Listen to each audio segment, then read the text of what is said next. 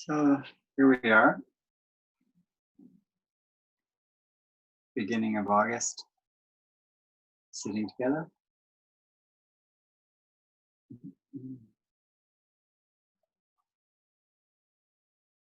I hope everybody is doing well.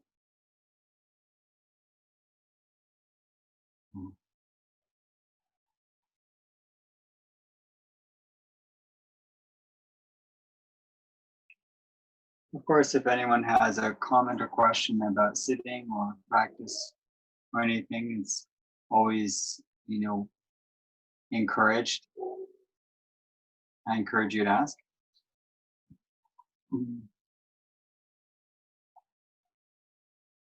And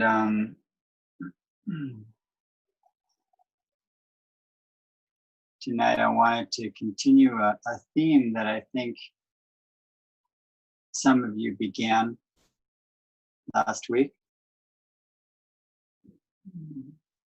on appreciation, gratitude, feeling of thanks, and a type of awareness that is very beneficial.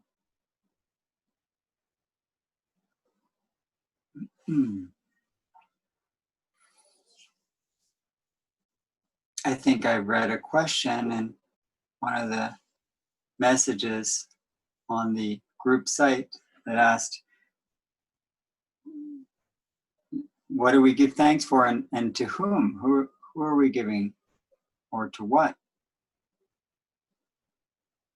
The idea that thanks, or the mind of appreciation and giving thanks, is giving to somebody or something directed, like a prayer.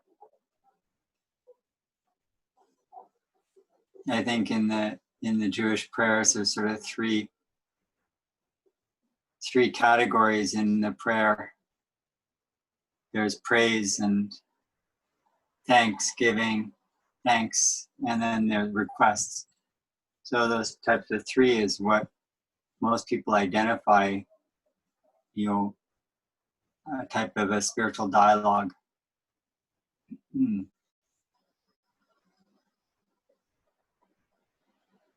But that means there's somebody or something you're giving thanks to. So we'll just suspend and pause on that for a moment. There's a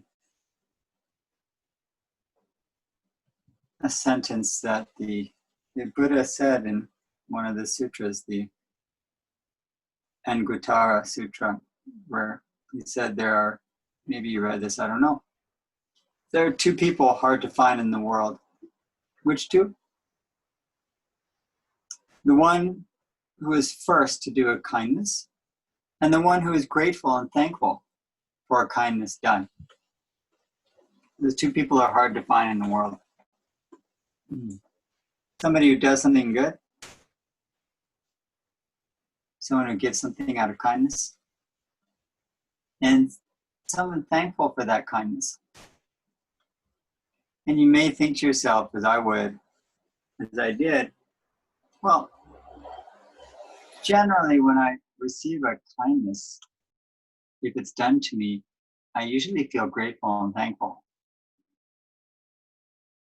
I mean, that why does that put me in the category of the two people who are hard to find in this world? I mean, it's true, I don't do so much kindness, so I'm like not on the side of the people who do kind things. But when I receive things, I generally think I'm grateful. But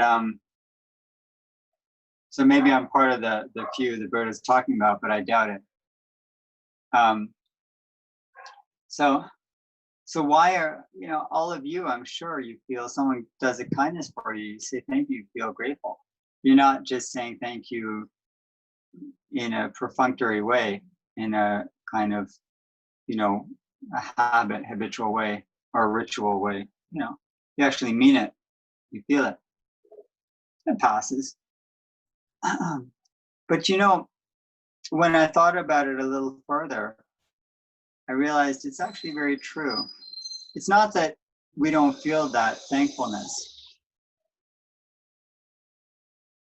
But if you were to think that in one day you probably have 10,000 acts of kindness or things that you receive, and we're thankful for maybe 4 or 5 of them, then actually it is hard to find. We are still in the, in the area of it being hard to find. It's still rare. It's still rare to be thankful for a kindness done. Which means it's not so much that we receive something and we think, oh, I'm not thankful for this. That may happen. That's kind of a mean, kind of a greedy state of mind. And that happens, but not generally. What's more common is that we're simply unaware of the kindness being done to us. This is what makes it rare, is the person who is fully aware of all the kindnesses and gifts being given to her or him. That is rare. And then when you're aware of that, you're much more grateful. So we are grateful when we're aware of receiving something. That's not the lack. The lack is how weak and deficient our awareness is of everything we're receiving and all the kindness is given. So when you receive a gift, you naturally are sort of grateful, Think of the last gift you received, or the kind word, or the, cup of tea you were served, or any small act of kindness. Even just driving and someone lets you go ahead, or someone crosses the street and smiles and say thanks, you're like, you feel thankful, you feel grateful. These small acts. But they seem rare in our mind. How many gifts and acts of kindness are we aware of today? You can say, I was thankful this many times. I saw this. I was aware of these acts of kindness. When you look back, it's kind of like, was my mind noticing all the kindnesses? So I think it's on the level of that awareness that we need a bit of work. And therefore what the Buddha said, it is, that those two people are rare. The person, the one who is grateful and thankful for kindness done. Because on the level of all the kindness is done, if there are 1,000 in a day that we receive and we're grateful for 5 of them, that we're on the level of the rare. That's not enough. That means most of them, the vast majority, are not being thanked for.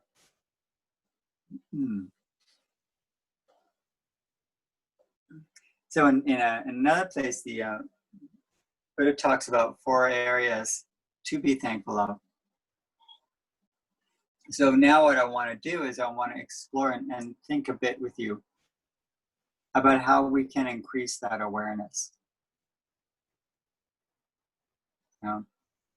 Because when you're aware of what you're receiving and that you're receiving gifts and kindness, then naturally we're more thankful and grateful. I mean, ultimately, I kind of think that an enlightened mind views absolutely every moment as a gift.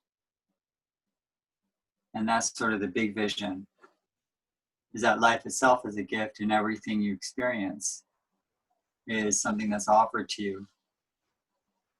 And you can receive it with gratitude and appreciation. And the big view includes everything, which I don't want to rush into, but I'm just saying that's kind of that's the direction.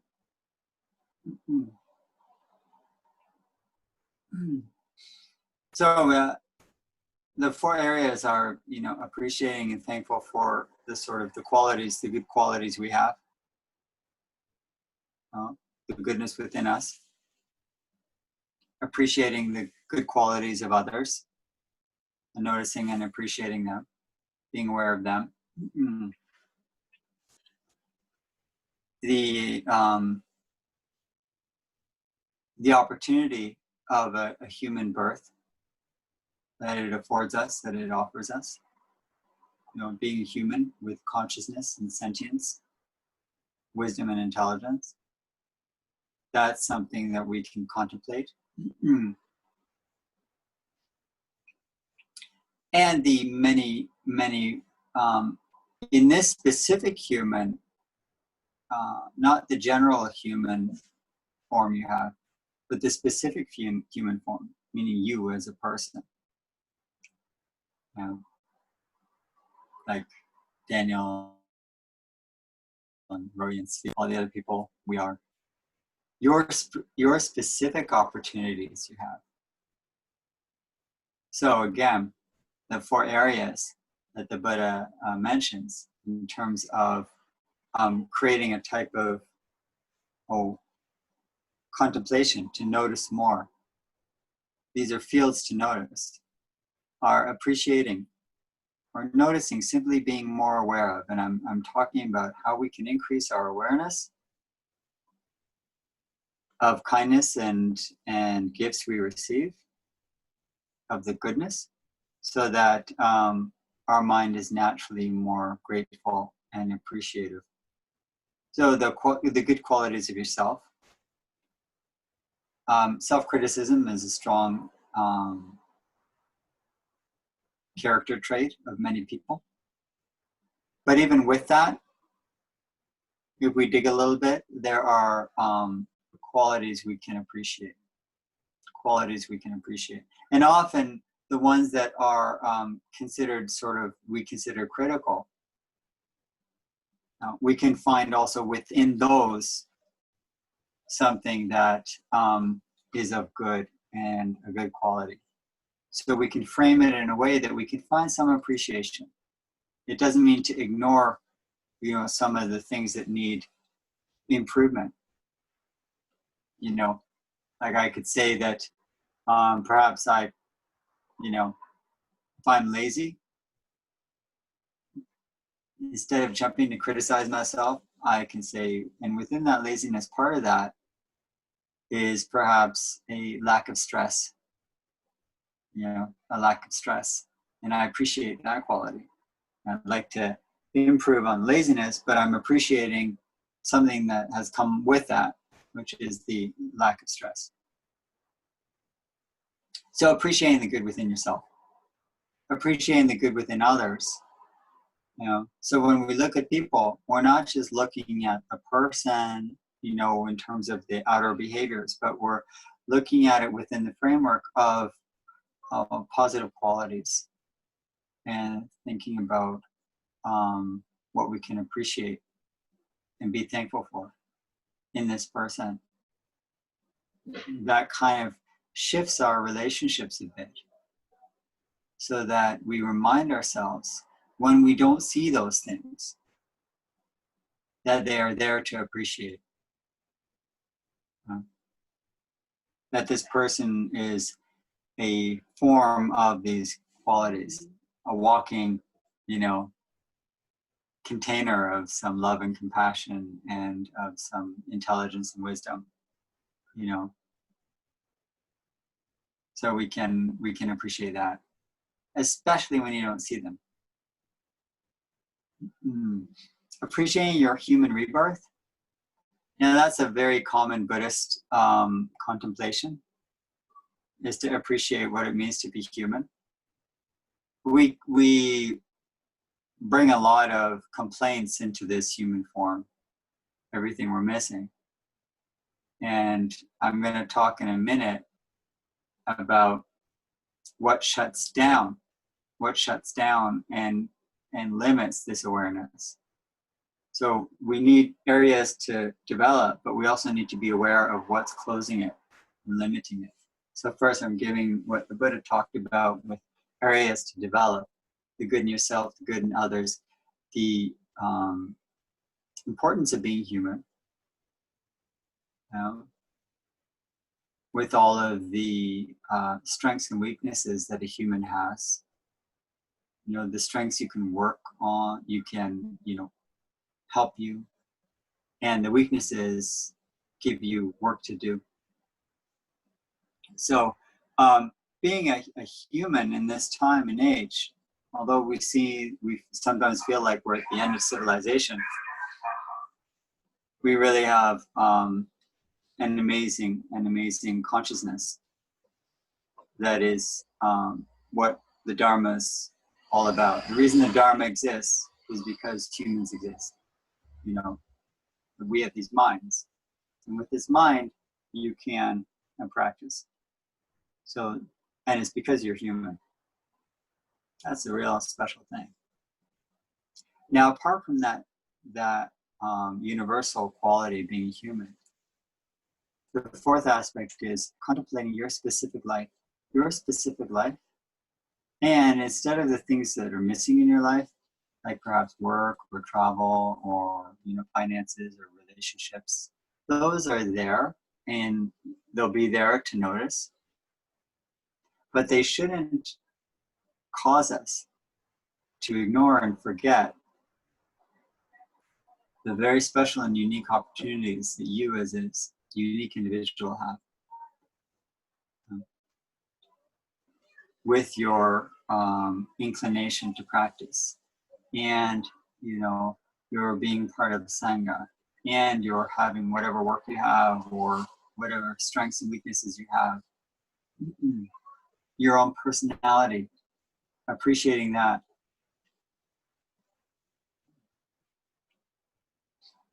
And that's sort of the awareness, the type of meditative awareness of oneself, which is an interesting thing. Because one of the mental habits, and I'm going to move to one of the things that causes us to forget our own good qualities, is a sense of comparing ourselves to others. So when you compare to others, on the one hand, you can look to inspirations and you can see that's, a goal, like a spiritual master or teacher or a spiritual friend. But there is also the other side of comparison, that we can feel deficient and lacking. And it causes us not to appreciate the strengths and qualities we have. The other thing that causes us sometimes to not be aware of all that we're receiving is it's funny. There's a psychological term called hedonic adaptation, from the word hedonism, and hedonic just means pleasure, and whatever pleasure you receive mentally or physically. Adaptation means you get used to it really quickly. Okay, so there's a type of mental dullness, and one of the 5 hindrances is sluggishness, sloth and torpor, they say, or it's kind of like this dullness that you become jaded. Seen that, been there, done it. I need something, I need a stronger drive. So that hedonic, that's the quality that's recognized in psychology of becoming used to something that you thought was really special. And if you become used to it and the mind dulls in its awareness and appreciation, then the gratitude is gone. Right? And I mean, they've traced this and looked at that in research of any type of success or achievement that somebody has, whether it's a promotion, a new car, or a new relationship, or a new place of living, and suddenly it's just like, wow, the best in the world, and within a short amount of time, maximum 1 year. The hedonic adaptation, meaning the skanda of sloth and torpor, or just the dullness of mind, has asserted itself and it's no longer special.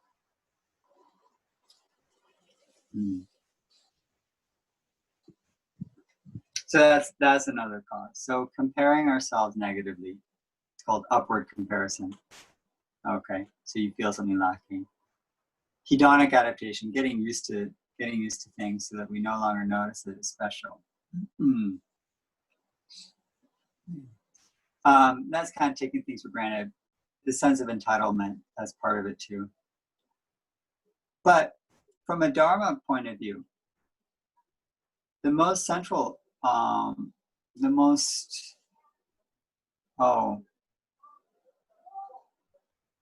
most important cause to be aware of that limits our gratitude is, of course, the second noble truth, the truth of craving. That craving causes suffering. The suffering has a cause. The cause is craving. The cause is want. The cause is need. The cause is lack, which is connected to that, hedonic adaptation, that sense of, what was special no longer special, and I now need something else that's special. That there's always a sense of lack, and that dukkha is just always there. And it's fueled constantly by this sense of, I want more, I want different, I want new. And when you have desire, it's hard to have desire and gratitude at the same time. Desire and gratitude, craving and appreciation don't go so well together. And if you are craving and appreciating at the same time, the appreciation will be dulled. Right? Like, let's say I'm having a wonderful experience, sitting watching a beautiful sunset, and at the same time I'm thinking, God, I hope this continues. I hope this goes on. Instead of like really appreciating that moment, my appreciation has been dulled because I'm hoping it will continue. I'm craving. So the second noble truth, what the Buddha identified as craving, is sneaky, and it comes in, and what it does is it undermines our gratitude. Right? So noticing when these mental habits come in and take you out of your moment. That moment of appreciation. And there's something else that we should notice about appreciation and gratitude if we want to cultivate it as a quality, is that it's a presence. Okay, it's not just a thought. Gratitude makes you present with what you're appreciating. So there's a sense of mindful awareness of the gift and of the moment. We can only have gratitude in the present, and it connects us to that present.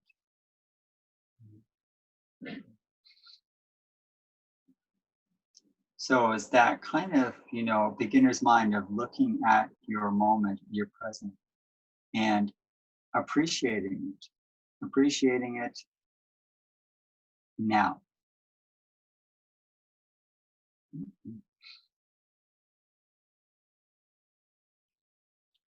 The appreciation is not something you add extra. The appreciation arises from being present and not wanting more. You see, a full presence, when we're talking about a meditative awareness, it sees the moment as complete, as enough. You're exploring this moment as it is. As soon as you start wanting something else, that's craving. And that happens very, very frequently in meditation as well. And our practice is just to notice that mental habit, that conditioning, and, not be pulled by it. Notice it, accept it, let it pass, and come on back. Okay? Come on back to your moment, which is where appreciation and gratitude will cultivate by simple observing, noticing it with openness. And then whatever you have tends to be more special than you thought, simply by attending to it. There's this sort of calm abiding and attendance. To attend to something is to simply be with. And that's another quality, something that gratitude brings up, is it comes from and it's connected to the paramita of patience. Okay, the paramita of patience, ksanti. You know, there's that wonderful quality. Because gratitude is saying, I'm going to be with. Appreciation means I'm with this. I'm with this. I'm going to let it be as it is. These aren't even things you say. It's a approach that you have. I will be with. I will be with it for as long as it's here. That's appreciated. I don't think this has to be different. I don't want to change this. I don't want to force this into something else. I accept it as it is. That's an appreciation. Does appreciation mean I love it and I want it? No, that's kind of craving. That's mixed up with craving. Okay. And here's something else that we may want to notice. And this is going to be kind of hard to understand, but I think you will understand it intuitively. Appreciation and gratitude doesn't mean you like it. It doesn't mean you like it.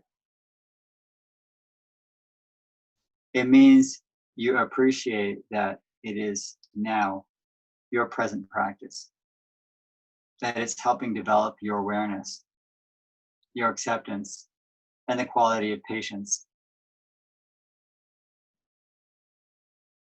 Now, why would I say this? Because we can't just say we're going to appreciate things that are and have gratitude for things that are pleasant. Is it possible to have gratitude and appreciation for things that are difficult and even painful? Well, people who've gone through spiritual difficulties and any type of difficulty and come out through the other end generally wouldn't say afterwards. They don't say afterwards, you know, I wish I didn't go through that. They are able to reframe it in a way that they appreciate. Say, this developed me into who I am. Most difficult is, I'm not talking about extreme ones like losing someone you love. Okay, I'm not going to talk about those. And I don't want to jump to some of the most difficult challenges. But let's keep it at a more humble level, a more humble level of our own practice right now.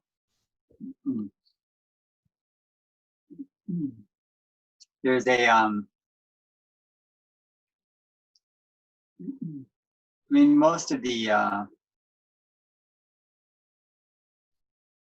teachers talk about this, and I wanted to mention I read the essay by Ajahn Liam that Roe sent me, and I marked a couple of quotes that I wanted to share tonight, even though I think you read them together. But I just wanted, they fit in well, and I wanted to show you that all the traditions and teachers talk about this. Okay? He said here, on a deeper and more subtle level still, we can also acknowledge even the debt we owe to our enemies and feel grateful for life's obstacles.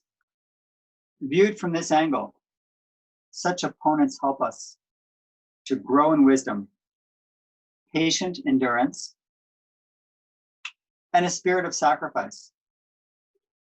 They only serve to strengthen our hearts and bring out the best of our metta and karuna, our loving kindness and compassion, so that which we might ordinarily lack.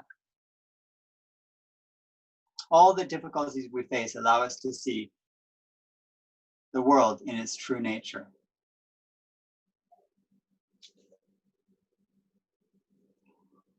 If all of us could realize this highest truth, The fact that each of us human beings has a debt of gratitude to everyone without exception, even again, those who perceive each other as mutual enemies.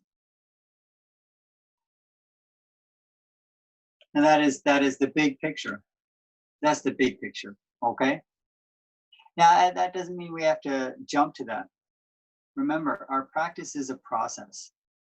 We read the big picture in order to know where it's going, okay? So that we can feel inspiration. That doesn't mean that's what I should be experiencing right now. You have to have some humility and patient endurance. Santi, you need patience, okay? That's for sure. But we know where it goes. It goes to that big mind, to that big view. And that we should appreciate in the teachings, you know, that we have this opportunity to be able to transform our minds and to open our awareness. So it's not just out of 1,000 acts of kindness we appreciate 4, but out of 1,000 acts we maybe miss 4.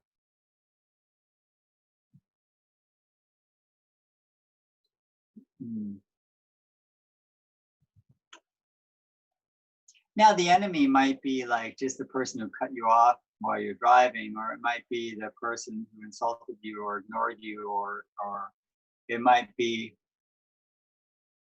any type of, it might be the politicians in the news, it might be, you know, all sorts of people who cause us offense and stress and a feeling of they're wrong and they're causing harm. Well, you know what? They may be causing harm, it's true. But how are they helping us develop our patience, compassion, and kindness? If they're showing us what anger and craving does and what it leads to, then we should take those examples very seriously and be thankful that we can see, obviously, what harm does, what it leads to. We can learn from their mistakes so that they don't become ours. And for that, we can even be thankful for those mistakes.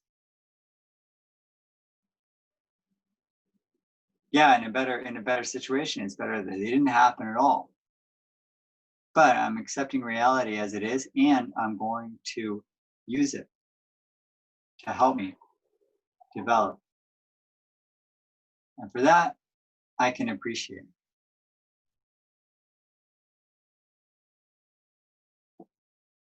Appreciation doesn't mean if I had a menu of experiences, that's what I would have ordered. You know, the mango lassi. No, that's not what we're talking about. I appreciate what I got from this menu. It was a fixed menu. And what I was served, I'm going to say thank you for. Because it's going to give me, no matter what, it's going to nourish my practice. All the time, my practice can take these raw ingredients and turn it into ambrosia and nectar.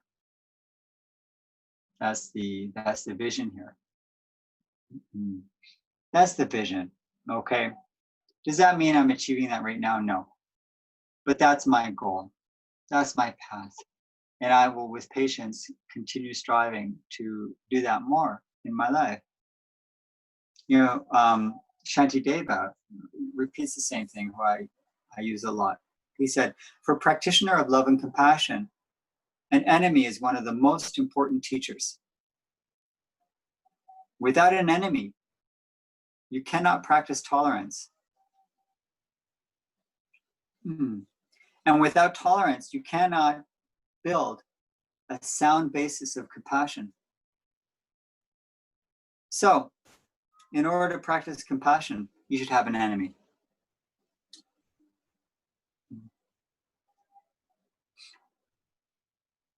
And the enemy is whatever appears in your life that is causing you stress and feeling like an obstacle to your happiness and to others' happiness.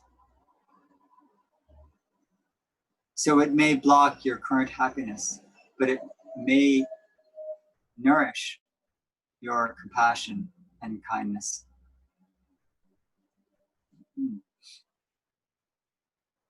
This is the perspective we want to carry with us, and this is the awareness we want to develop. And it may be, it may seem, far-fetched, but we start by noticing the small things in the small ways, first of all, in ourselves that we can appreciate in our human lives, in our circumstances. And we start to notice what we're offered. The offerings that the enemies or the obstacles give us, that's only part of the offerings. We don't have to focus on those all the time. They will come. But in order to increase the awareness of appreciation and gratitude, and I'm saying it's not that you're just cherry picking these things. It's sort of like an awareness, a mindful awareness of your moment that you start to expand to include more and more. You include the sounds, you include the thoughts, you include the sensations, you include the states of mind and the feelings, you include the different, even the obstacles you face and hindrances. You want your mindful awareness to include all of that, so you can be present and accepting and non-attached to all phenomena. In the same way, with that, there is the same opening awareness of gratitude and appreciation for everything you experience. So, in another way, and I'll read another quote from Ajahn Liam and then Dogen, because this is that type of, that overall general awareness, that we sort of see it like a ripple effect, that it starts with a small drop, like I noticed this ping, this drop in the water, I noticed that little piece of beauty, but then it starts to ripple out. It creates a circle that expands. So we want that awareness to expand, so that in a more kind of general, open way, we are more receptive to the opportunities we're receiving. So, anyone who develops this is Ajahn Liam again, from the same essay. Anyone who develops a more refined sense of gratitude in life will gradually feel a deep appreciation to the forests, fields, streams, rivers, swamps, the paths and roads and everything in the world, the flowers and unknown birds flying here and there all around us. Okay? So we start on a small scale, and it generally becomes, a practice that, just like mindfulness and just like loving kindness, and any type of practice like that, it starts to become more your nature. So what we're doing is we want to recondition our mind, and it takes patient endurance to do that again and again. So instead of always noticing what's missing or in your way, you start to see all those things in a different point of view. What's being offered you, and how you can offer then compassion and kindness. So Dogen says something similar when he phrases it in this way. When he phrases mountains and waters right now are the actualization of the ancient Buddha way. Each abiding in its own phenomenal expression realizes completeness. It is not only that there is water in the world, but there is a world in water. It is not just in water. There is also a world in sentient beings in clouds. There is a world of sentient beings in the air. There is a world of sentient beings in fire. There is a world of sentient beings on earth. There is a world of sentient beings in the phenomenal world. There's a world of sentient beings in a blade of grass. Wherever there is a world of sentient beings, there's a world of Buddha ancestors. You should thoroughly examine this. Dogen, as the head of a large monastery, is always ending his teachings by saying, you should look closely at this. You should look at this. I just told you something fantastic, and now I want you to look pretty closely. There's a world of sentient beings in a blade of grass, and every world of sentient beings is a world of Buddha ancestors. So the mountains and the rivers are expressing a phenomenal way completely. They're expressing completeness. That's such a different point of view of we who look around at the world and find lack. You know how we can talk about lack and craving? Another word for it is complaining. It's simple complaining. The complaining mind is the lacking mind. Now that doesn't mean we shouldn't find things that need improvement. But the mind of appreciation can coexist, can simultaneously appreciate the completeness of each phenomenal expression in each moment. And in that completeness, you see that there is there's a huge gift. There's a huge gift. There's a sentient being in that blade of grass. And that means that there's a Buddha world there. Now that's Dogen's way of talking about this sort of enlightened approach to walking through the world and seeing all things equally, as equally magnificent, special, and worth appreciating and bowing to in gratitude.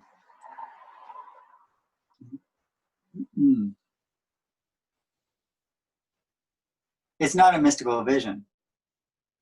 It's very earthy. It's down to earth. And, as Ajahn Liam said, it's when you're on the roads also and on the streets. Yeah, it's nice to start in the forests and in the gardens, but most of us don't spend all our time there. Most of us spend our time on concrete and stone and asphalt and steel. But can the windows and the glass and the steel and the rubber and the tires and the shoes, can they be the blade of grass with the sentient beings in the Buddha world there?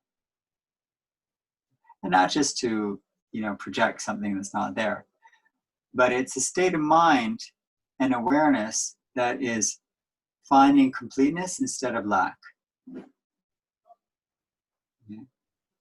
Finding completeness instead of lack. Completeness, what do I mean completeness? Completeness of presence. That this moment is what it is. You accept it fully as it is. And then you move on to the next thing. So we're taking the meditative awareness. If we want to know what gratitude is taking that meditative awareness of accepting things as they are and complete, even perfect. Perfect doesn't mean good and doesn't mean bad. It just means I accept it fully. I'm bringing that into my life more.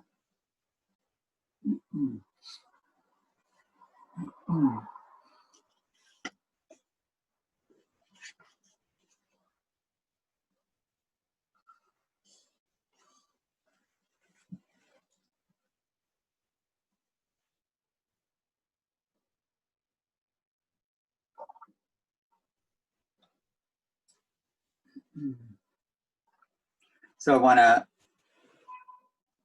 I'll finish with another quote from that same book by the Canadian monk Ajahn Pasano, who was in, I think, Abhayagiri for many years.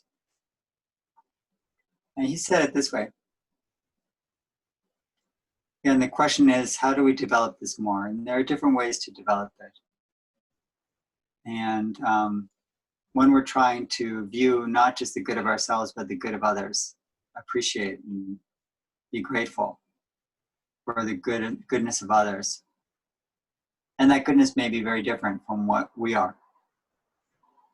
To appreciate that difference. Appreciate that difference. Not just criticize it because it's different. He says, when we put ourselves in a frame of mind that is willing to measure things, to view things not just from our point of view, from our own views and perspectives and feelings, but is able to extend our perception and way of viewing things to how others feel, how they think, how they perceive, then there can be room for a lot of gratitude. Because there's a certain network that draws us together and empathy arises. There can be a lot of gratitude that comes into the heart when we're able to really extend ourselves beyond our own feelings, our own biases, and our own perspectives. How does the other person see things? What is their point of view? If someone's being difficult, where are they coming from? And then there's some gratitude or appreciation for that person, because we're not just judging from our point of view, but we can make the attempt to see things from his or her point of view. And from their point of view, they have a complete or, perhaps a correct perspective that we can appreciate. So our gratitude and appreciation can increase. Or they may be mistaken, but we can appreciate and we can accept that too. Are they coming from a place of hurt? Are they coming from a place of strong conditioning? Do they have support? So we appreciate their presence because we start to see the fullness of the human being. And that comes back to that sense of appreciating being born as a human being. The second aspect the Buddha talks about, the third, we appreciate the goodness in ourselves, the goodness in others. We appreciate the importance of being born human. But it's not enough just to appreciate that I was born human. Can our appreciation and awareness extend to the gratitude that this person was born human? She was born human. She's a human being. She's a sentient being. Dogen talks about the sentient beings, a world of sentient beings in a blade of grass and a drop of water. The truth is, if you looked at them under a microscope at a drop of water, you would see a world of sentient beings. If it's not tap water, you go into lake water, there is a world of sentient beings there. And probably if you looked on a blade of grass too, you'd see that. But we don't need to do that. There's a world of sentient beings around us. You walk down the street, you look around you, you look in your room, you read the news. There's a world of sentient beings there. They were all born human with the full potential that a human has, the full potential that you have. Do we see our potential in them as well? Then we can appreciate that this person can become a fully realized Buddhist master, or whatever they will become on their journey to freedom. We all have a long way to go, and we should appreciate and be thankful that they were born human so that they can develop. And I'm speaking about our enemies.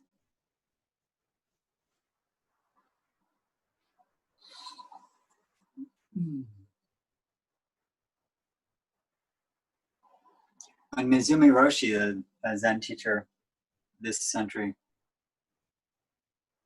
he actually has a book of essays entitled Appreciate Your Life.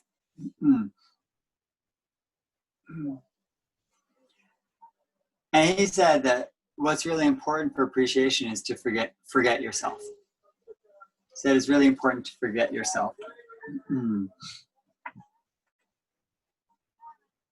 Then most of the time we do the opposite, we reinforce ourselves. And by doing that, we create a strong sense of separation. Hmm.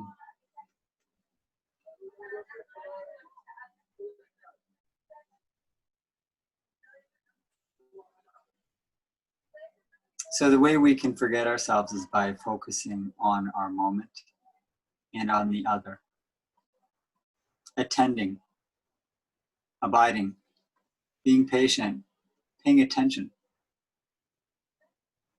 and noticing when selfish thoughts arise, and not letting those thoughts dominate your awareness.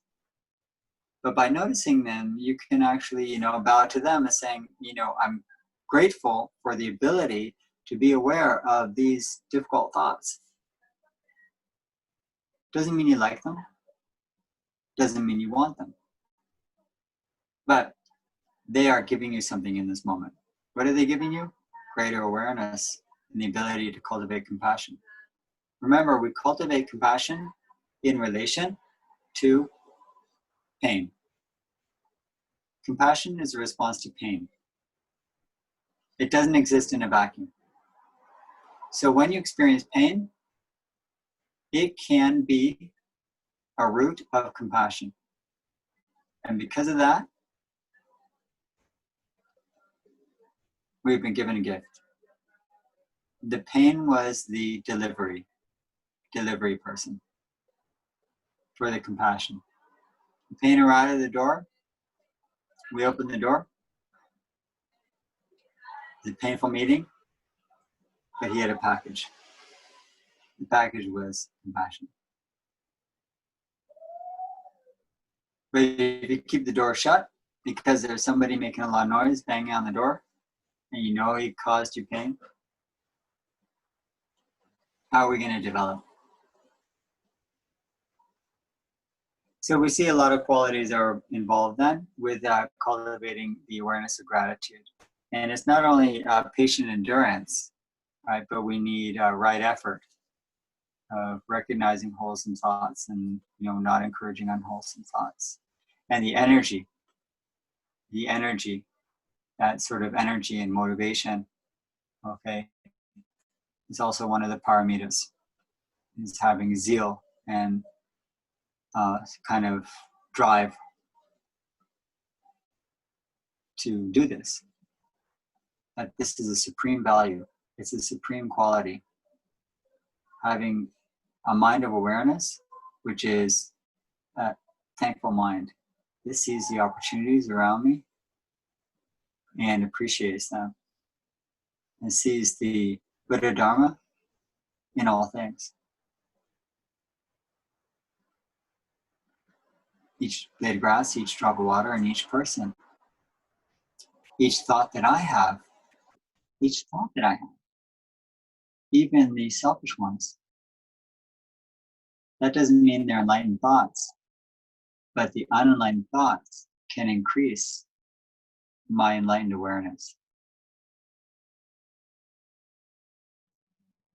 If I see everything in the perspective of my practice.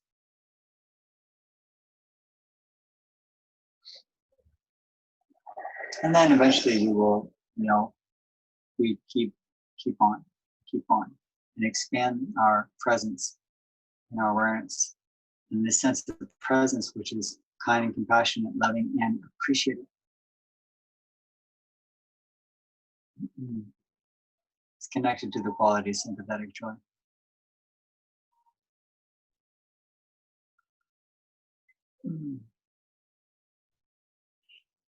Then I'll eventually become one of the people who are grateful and thankful for kindness done,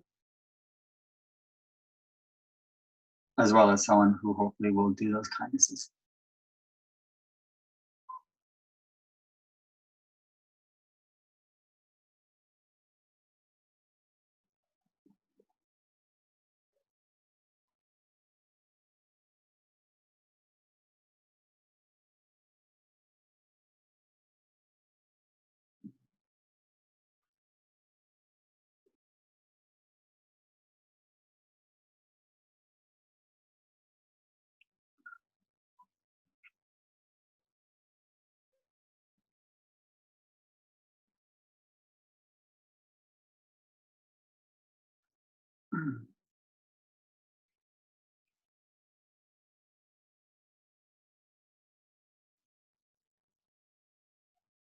So before we sit for a little more, everybody seems very quiet. Would anyone like to share anything?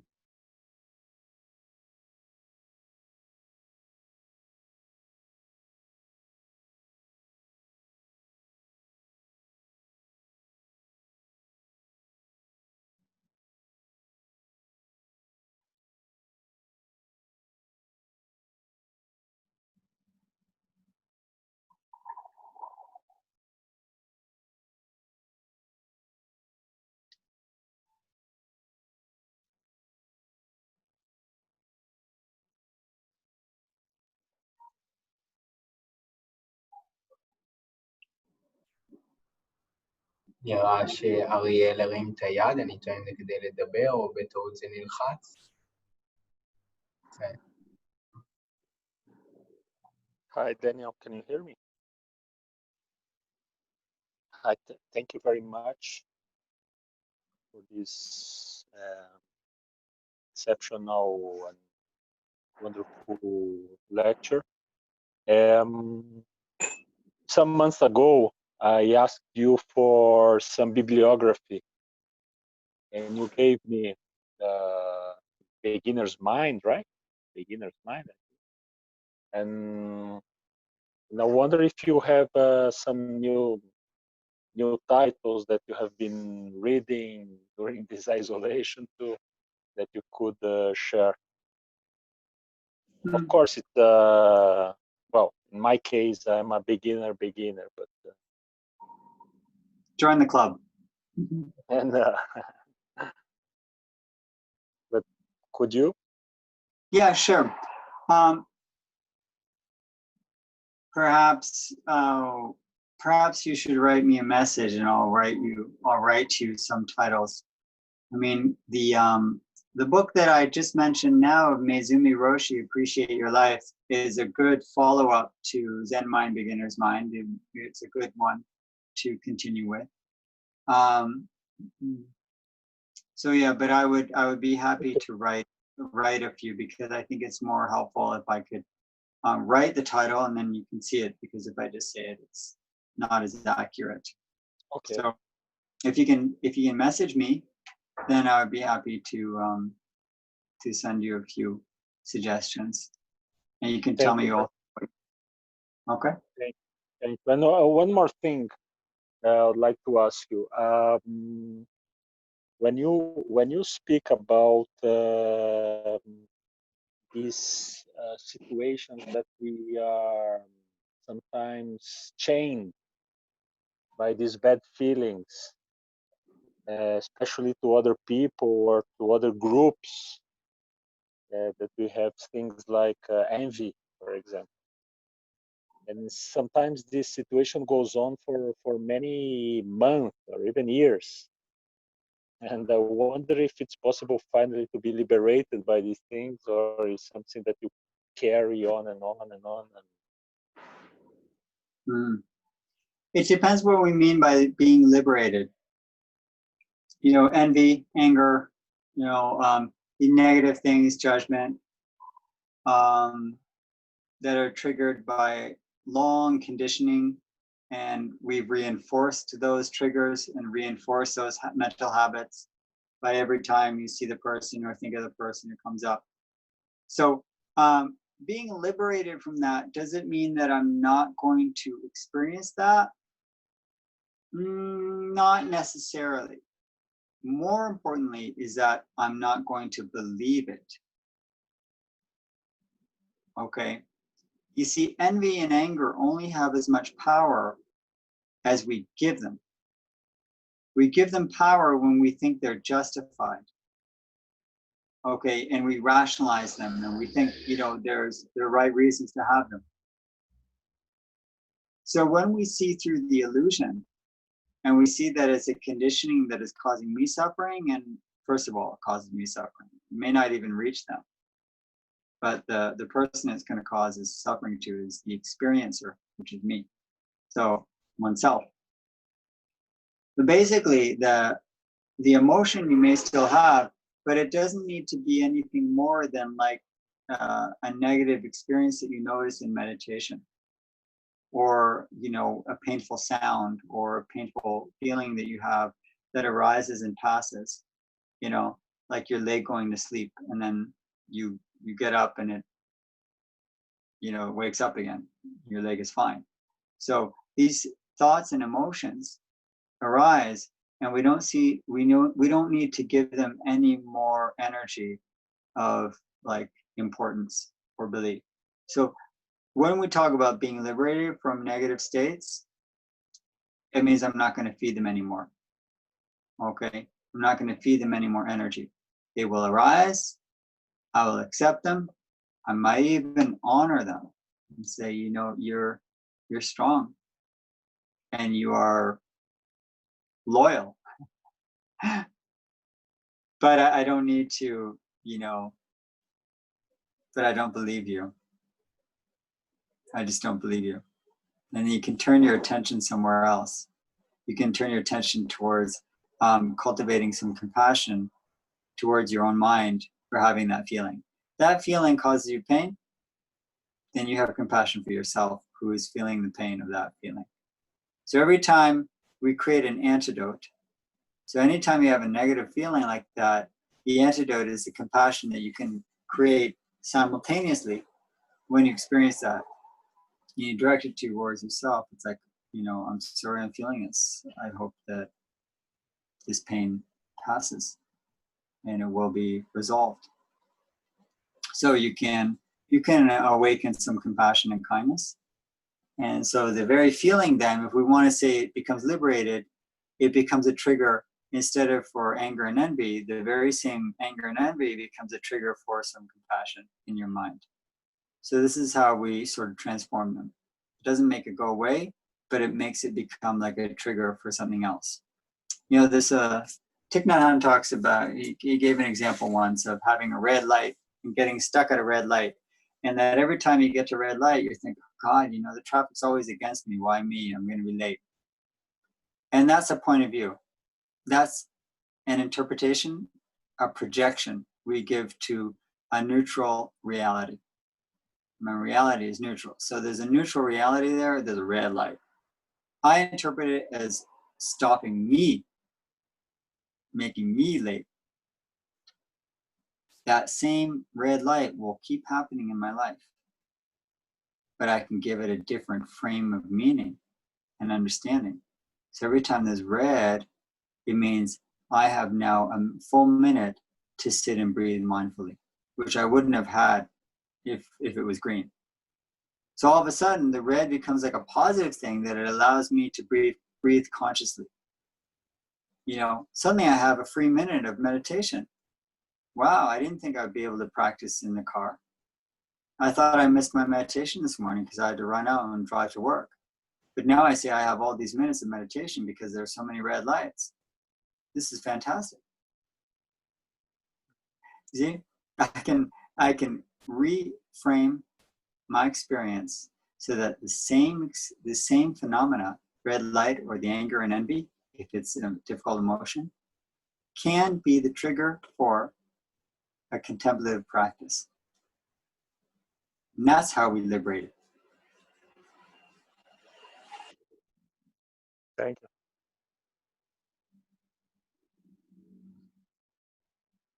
Also, I would like to say that I really appreciate your recordings, either in especially Danielle Stambler, that you have YouTube. If it's good for you to continue uploading material, I would appreciate if it's good for you. Just that there are viewers, and I really appreciate it. Only I would like to make space so other people would like to speak. Thank you. Great. I'm glad to hear that because I have no idea. Like I'm really not involved with it. I just Oh yeah, I really appreciate it. If it's good for you to continue uploading, it's wonderful. Yeah, I'll give the message to Roy. Yeah, okay. So I guess Roy got the message. and Jonathan also from the Zen group. So I think he's the one who does it, but I don't know if he's done these Gilad talks. Does he do the Gilad talks also? Yeah. Yes, it's a cooperation between the groups. So I'm sending him the recordings, and yeah, there is a what YouTube Sudan. Great. Okay. Great. I don't Thank I haven't gone on the site myself, so I don't really know. But super. Daniel, I have a little question. First of all, regarding the reading materials, I'd love to get a copy of the list as well. Maybe we can send it to the group. I'll definitely love your recommendations. And regarding my question, I've been reading Keren Arbel's translations for the suttas, and I read the Metta Sutta quite often. I try, and there's one line that I don't really understand fully, and it's trying to translate it. He needs to be עליו להיות חכם, בעל חושים שלווים, צנוע וללא תשוקה למשק בית, without craving for a household. And I don't 100% understand the meaning of without a craving for a household, because to my personal understanding, I mean, for a lay person, it is the Baal Bait, So I don't really so it's just something I've been thinking about, and if it's okay to ask. Yeah, sure. I mean, there's two things that come to mind when I hear that line, and I need to see also the English, because I'm not sure exactly. But from my understanding of the word she used there, chuka, okay, I think chuka is craving, right? I think it's desire. It's kind of a craving and desire. So it's not really like having a relationship to it, or kind of having a connection to it, but it's having a strong desire for it. So it's, so there's two ways I can understand that relationship of a layperson. Well, number one, is he talking about a layperson, or is he talking about a monastic? And if it's a monastic, then it's pretty clear, you have to be homeless. Okay, so that's easy to deal with, right? We can understand that. If it's talking in this passage about a monastic, it's like, okay, you shouldn't have, a desire for a household. Okay, but if it's for a lay person, right? Here, the key word is understanding what chuka means, and to know that you can be involved in relationships without them being based on desire and craving. In the same way, so we're talking about non-attachment. The opposite of chuka is non-attachment. It doesn't mean non-involvement. Okay, that's an important feature of the middle way. The middle way, the first teaching of the Buddha was the middle way between extremes of not denying things, but not being attached to things. Right? So not indulging in pleasure, but not denying your needs. And the Buddha was very clear in the very first teaching of the turning of the wheel of that relationship. So here we're talking about, and I assume that's what the translation is meaning, we're talking about, can you have a relationship to your household, to your things, to your job, to your work, to your family, that's not based on attachment?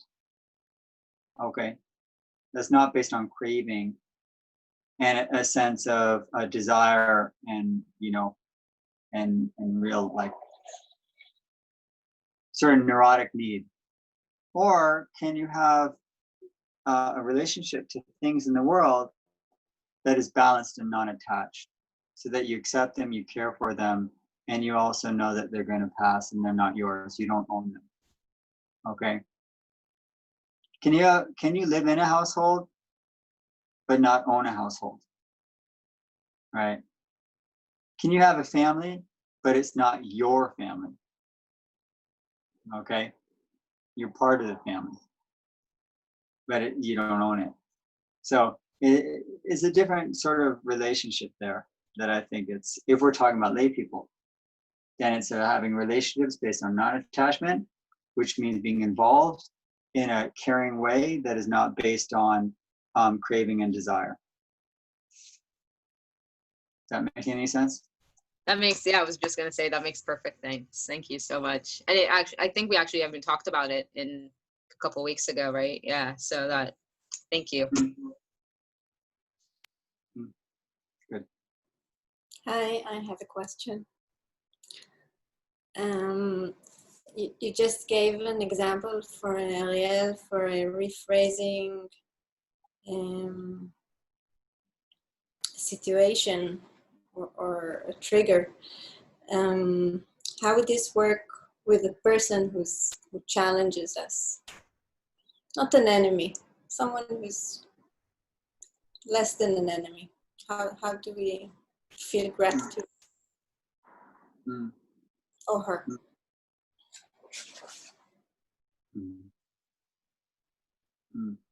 So there's a type of the quality that one of the things that Ajahn Liam mentioned was patient endurance. Patient endurance. It doesn't come easily.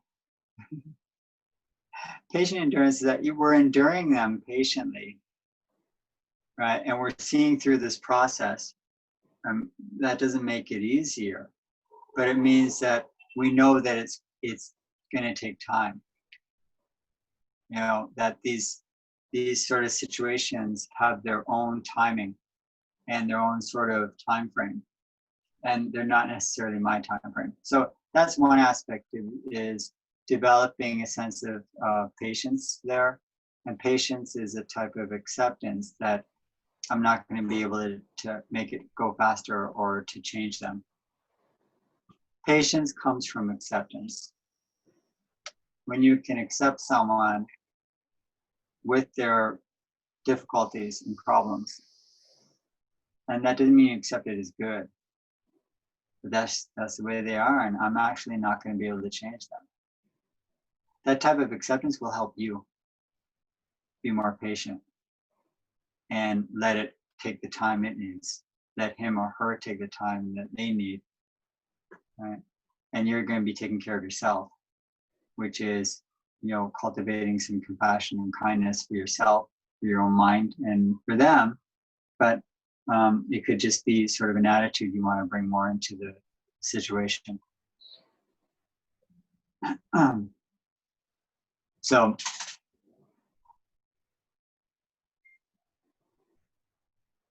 yeah, that's kind of how I would understand it, is that, you know, acceptance of not only him or her as difficult, but the difficulty that you have. No? Remember, acceptance of him or her doesn't mean that the difficulty you're having goes away. You know, you're accepting both sides. Acceptance means you're accepting them as difficult, but you're accepting also the difficulty you have with them being difficult. Right? You can't just accept them without also accepting yourself as having a hard time. So there's that acceptance too. It's not a failure in the relationship that you're having a hard time. That doesn't mean you're doing something wrong or there's something missing in your compassion. No, it means that it can be a trigger for compassion you have for yourself and acceptance you have for yourself. Now, this is the key of acceptance, is that as much as we're accepting others, at the same time we're accepting ourselves as having difficulty. You can't just direct your acceptance to the other. Simultaneously, it has to be like that sphere, that ripple that goes out. Okay, it's a circle that expands. It can't just go to him without including you. And so too with the compassion. You know, he's suffering, but so are you. So you need to expand the compassion so it includes both of you. So when you realize that you deserve as much compassion and acceptance as he or she does, it starts to make the whole situation softer. Often we think that compassion needs to be directed to the other, but it is at the same time it's directed to ourselves.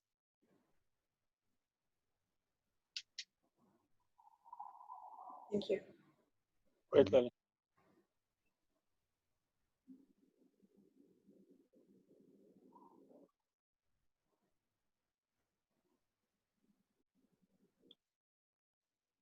It's a lot harder than sitting in a red light.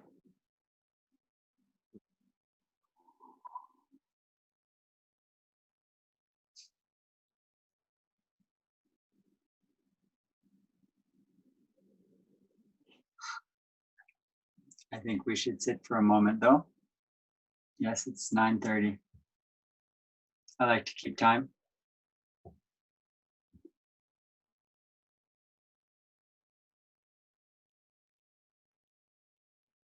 Let's finish with half a minute of quiet and to dedicate this evening.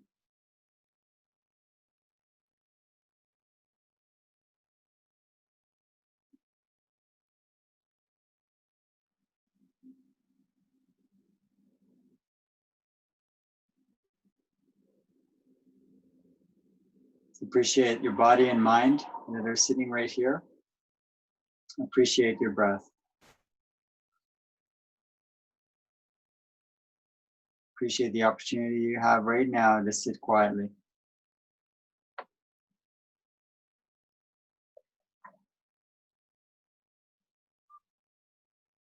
Appreciate your intentions to love more.